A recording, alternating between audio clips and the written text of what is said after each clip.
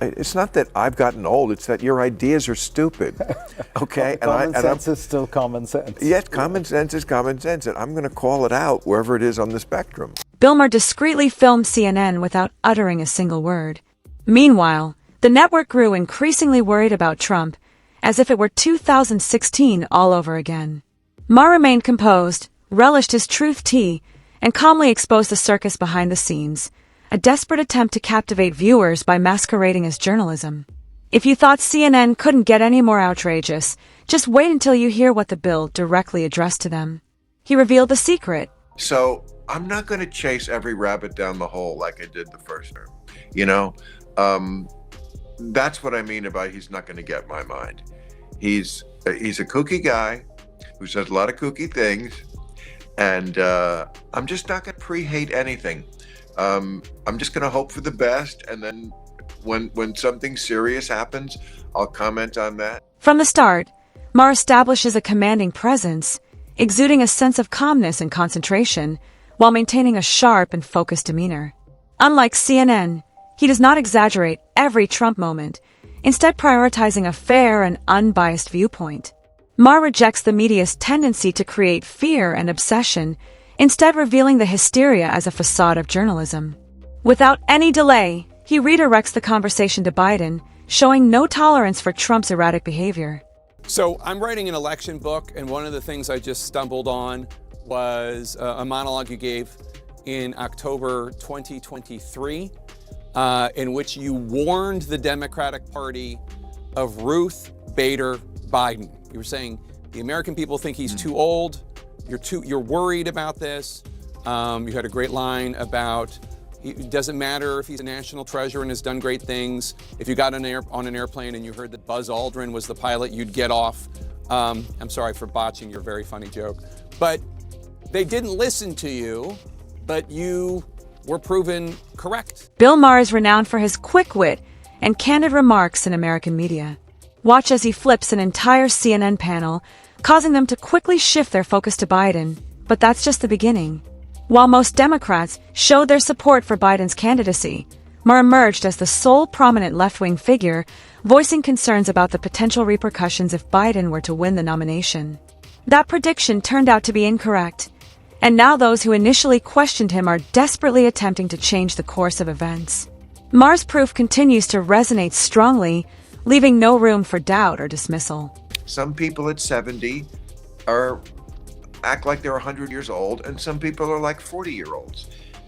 But this was a case, okay, where Biden was too old. Having made that case that it's a case-by-case basis, I was now saying, yes, some of those cases are that the person just is too old for the job. And he was going to be, much like Ruth Bader Ginsburg, someone who was seen in history as one who stayed at the fair too long and cost his party dearly. And he did. This is especially significant considering that CNN was one of the most vocal supporters of the ageism narrative. Those who questioned Biden's physical abilities were immediately labeled as discriminatory and silenced with accusations of bias. When Maher confronts them and fearlessly defends his criticism of Biden, it's nothing short of epic, a display of bravery that exposes CNN's hypocrisy. They employed ageism as a defense mechanism to safeguard Biden and are now submerged in their own double standard. Feeling the increasing pressure, the hosts quickly shifted their attention to Trump. Yeah, it's possible. Do I think he's going to start arresting comedians? I don't, but it's possible. And look, anything's possible with this guy. I'll put it this way. When George Bush was in the White House, it never even entered my mind. Never entered my mind that I couldn't say whatever I wanted to say without repercussions. And that's one of the great things about living in America. And we take America for granted and that kind of stuff, and maybe we can't anymore. So we'll see. Jake Tapper accurately predicted that Maher would engage in a heated argument, similar to his previous encounter with Biden. But Maher didn't fall for the trap. Rather than mirroring the media's narrative, he skillfully sidestepped the setup and delivered a powerful truth bomb. He doesn't see Trump as the cartoon villain portrayed by CNN and MSNBC. The room was filled with amazement. Maher fearlessly confronted the uncomfortable truth that others were too afraid to acknowledge. I am stopping doing stand-up just because I'm tired of touring, just because I've been doing it for 40 years. I love it. Look, I love nothing more than being on stage somewhere telling jokes to strangers. It's been my entire life. It's been the most consistent thing in my life. Once again, the tapper releases bait, anticipating that Maher will spiral into an anti-Trump meltdown.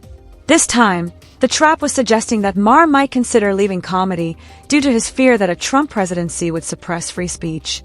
But Maher, remaining genuine to himself, doesn't conform.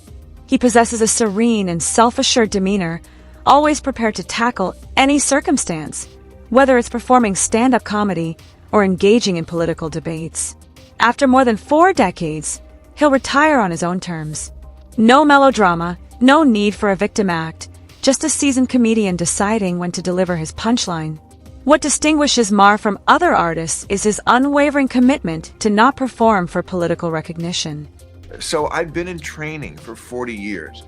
I need a break, and I'm tired of the travel. I'm tired of dragging my ass out of bed on Saturday morning to go to some place after I worked so hard on Real Time all week. Maybe I'll go back to it, but I have a podcast, I have a television show. I'm not retiring, and I don't know where this started about I'm getting rid of Real Time. They're gonna have to drag me off of that. This moment could be a jolt for CNN. Maybe it's time to stop constantly passing judgment and let the evidence speak for itself. After years of being linked to negative terms like fascist and killer, what are the remaining tactics in his strategy? They've resorted to every form of insult, exhausted all avenues of outrage, and still, half the country remained indifferent. Eventually, ceaseless fear becomes inaudible. Instead of reacting hastily and aggressively, it may be more advantageous to exercise patience and address genuine mistakes with credibility rather than resorting to desperate measures. Maher's composed, honest approach had a more significant impact than expressing anger. CNN should transition from a state of panic to a more balanced viewpoint before further eroding the trust it has already lost. Maher didn't just endure CNN's ambush, he faced it head-on with quiet determination and sincerity. He flipped the narrative upside down on a network that was determined to portray Trump negatively while conveniently ignoring Biden's shortcomings. Rather than reiterating their thoughts, he questioned their convictions and showcased his own independent thinking. He stressed that truth is not swayed by political affiliations, and that blind loyalty, whether towards Biden or Trump, poses a more significant danger. If CNN wants to stay relevant, they should take notes. Maher just gave them a free masterclass in integrity. What's your response when people tell you that, and you must hear this a lot, that they get that you're one of their primary sources of information? Flattered, and as it should be, is my response. I feel like people are looking for something that is not slanted. I mean, I certainly have lost fans over the years because I don't say the things that please people all the time, but that's my ultimate bond with the audience.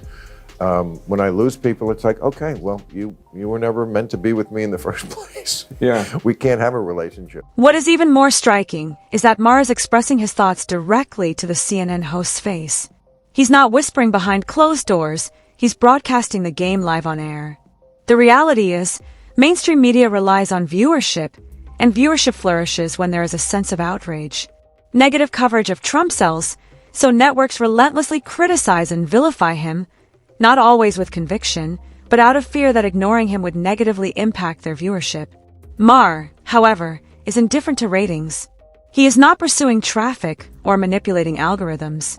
That's why people from all political backgrounds now view him as a unique voice of reason, honest, unfiltered, and unafraid to challenge the prevailing narrative in real time. Democrats sometimes can take it too far, or I would categorize liberal as different than woke. Woke, which started out as a good thing, alert to injustice, who could be against that, but it became sort of an eye roll because they love diversity except of ideas. And that's not really where we should be. I mean, they have a trail of very bad ideas, I would think, in wokeness. No interview with Maher is complete without him criticizing the left's fixation on woke ideology, and as expected, he didn't hesitate to express his views. Maher has consistently cautioned that the Democratic Party's preoccupation with identity politics, cancel culture, and virtue signaling is pushing away ordinary Americans. That extreme ideological stance had a significant impact on their humiliating performance in November. While Democrats emphasized pronouns and social justice movements, voters were primarily concerned with inflation, crime rates, and border concerns. Maher has been expressing this sentiment for a long time.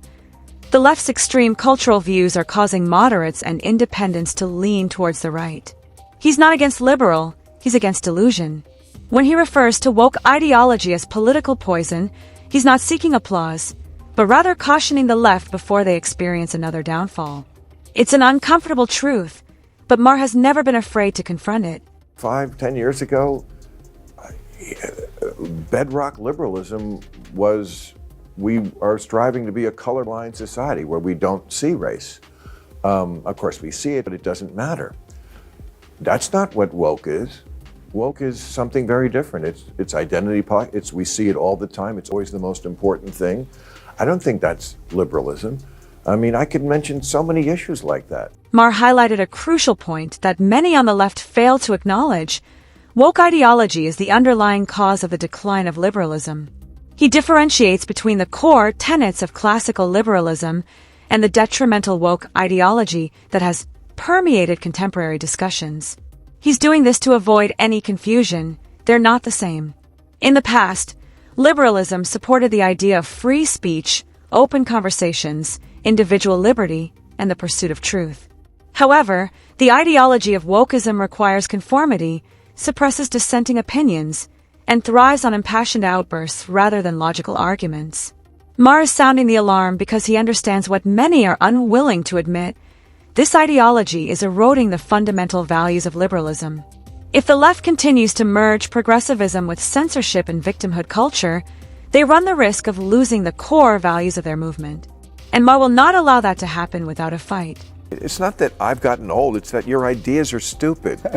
Okay? Common sense is still common sense. Yes, common sense is common sense, and I'm going to call it out wherever it is on the spectrum. Common sense is the knowledge that is gained through personal experiences and observations.